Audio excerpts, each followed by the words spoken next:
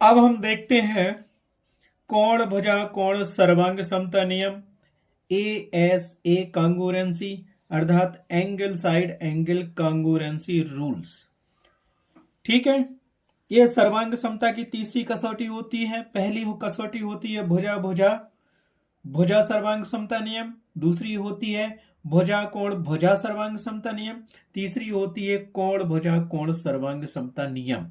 ठीक है, इसमें भुजा बीच में दी है और दूसरी कसौटी में कोण दिया था और कोण की जगह पे भुजा दी थी।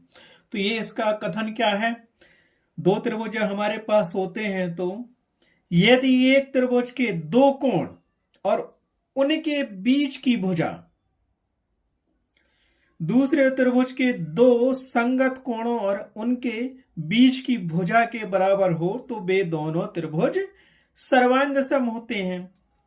आया समझ में? इसमें वो कह रहा है कि दो कोणों के बीच में जो भुजा होती है वो दूसरे त्रिभुज की दो कोणों के बीच की भुजा और वो कोण आपस में बराबर होंगे तो हम कहेंगे कि कोण भुजा कोण सर्वांग समता नियम है ये। ठीक है, तो इसको हम समझते हैं। जबकि इसके पहले वाला रूल था हमारे पास भुजा कोण भुजा, उसमें क्या था, भुजा बीच में थी, दो भुजाओं के बीच वाला कोण लिया था। अब हमें क्या करना, दो कोणों के बीच वाली भुजा लेनी है। ठीक है, तब यह सर्वांग समता का नियम लागू होगा। यदि एक त्रिभुज के दो कोण और उनके बीच की भुजा दूसरे त्रिभुज के दो संगत कोणों और उनके बीच की भुजा के बराबर हो तो वे दोनों त्रिभुज सर्वांग सम होते हैं। तो इसकी उत्पत्ति करते हैं हम। मान लीजिए, तो हम उदाहरण के रूप में देखते हैं, इसकी उत्पत्ति करते हैं। माना कि दो त्रिभुज ABC और PQR है, तब ये दो त्रिभुज हमने बना लिए ABC, दूसरा PQR। ठीक है, हमें क्या था, एक कोण भुजा कोण सर्वांग समता नियम से बताना है तो ये क्या कहेंगे, ए भुजा, मतलब पहले कोण है फिर भुजा आएगी फिर कोण आएगा, तब ये वाला नियम लगेगा। तो यहां देखते हैं त्रिभुज PQR, तो हम यहां से लिखेंगे त्रिभुज ABC और त्रिभुज PQR में। तो यहां लिख लो त्रिभुज ABC बा त्रिभुज PQR में, दो त्रिभुज हो गए। देखो तो हमें क्या है सर्वांग समता का नियम, कोण भुजा कोण सर्वांग समता है। तो यहां लिखो हम क्या कहेंगे इसको। ठीक है, तो इसको हमने पहला त्रिभुज मान लिया, इसको दूसरा मान लिया। क्या है, एंगल साइड एंगल कांगुरेंसी कोण भुजा कोण सर्वांग समता नियम बताना है। तो ये त्रिभुज दिया गया है, तो इस त्रिभुज में देखो पहले कोण है फिर भुजा है फिर ये कोण है, पहले कोण है फिर भुजा है फिर ये कोण है। तो पहले त्रिभुज का पहला कोण हमारे पास कोण B दिया है, इसके संगत कौन सा कोण होगा, दूसरे त्रिभुज के कोण Q के संगत एक कोण होगा। तो इसको हम क्या लिख सकते हैं, आप बताइए, कोण B बराबर है दूसरे त्रिभुज के कोण Q के। क्यों, ये चित्र में दिया है, दिख रहा है, दिया है, मान लो ये दिया ये। ठीक है, दूसरा क्या करेंगे, हमारे पास है भुजा आ गई, क्योंकि यहां लिखा था बीच में साइड, तो इसी इन दोनों कोणों के बीच की भुजा हमें लेनी पड़ेगी। तो ये हम करेंगे, इसीलिए BC बराबर होगा QR। ये भी दिया है, माना हमने कि दिया है। ठीक, पहले कोण फिर भुजा फिर एक कोण C मिल गया।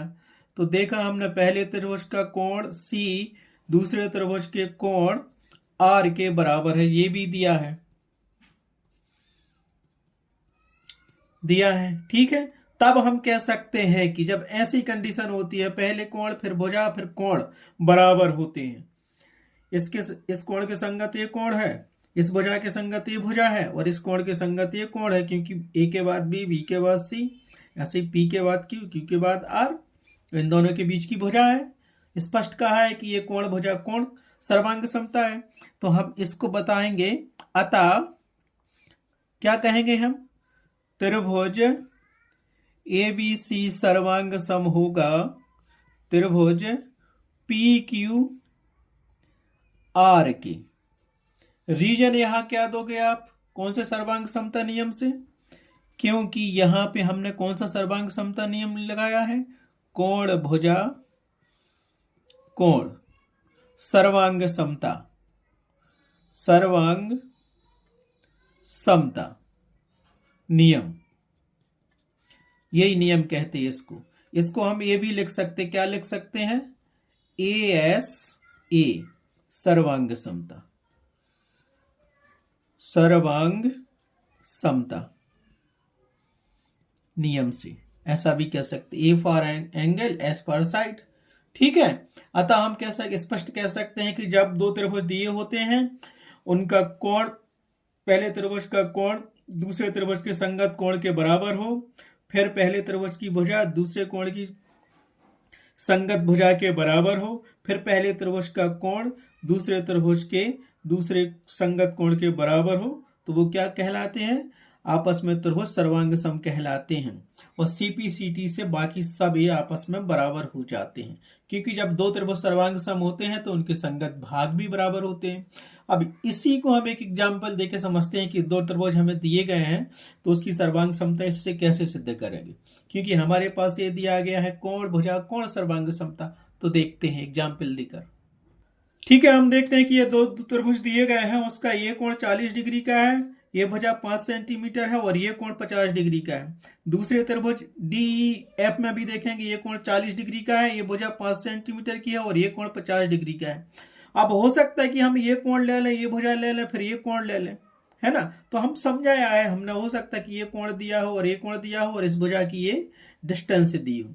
ऐसा ही हो सकता है ये कोण हो और ये कोण हो और ये बीच वाली भुजा हो, क्योंकि हमें दोनों कोणों के बीच की भुजा लेनी है, तो ये बता रहे हैं। तो हमारे पास दो त्रिभुज दिए गए हैं, तो इसको हम क्या लिखेंगे, त्रिभुज ABC बा त्रिभुज DEF में दो त्रिभुज है हमारे पास, सर्वांग समता सिद्ध करनी है। तो इसका कोण B 40 डिग्री है, इसके संगत कोण दूसरे त्रिभुज का कोण E क्या है, 40 डिग्री है। तो इसको लिख सकते हैं कि कोण B बराबर है कोण E के, कितना है ये 40 डिग्री, और ये क्या है, दिया गया है, दिया है तो हम उसको लिख देंगे दिया है, ऐसा आपको लिखना पड़ेगा।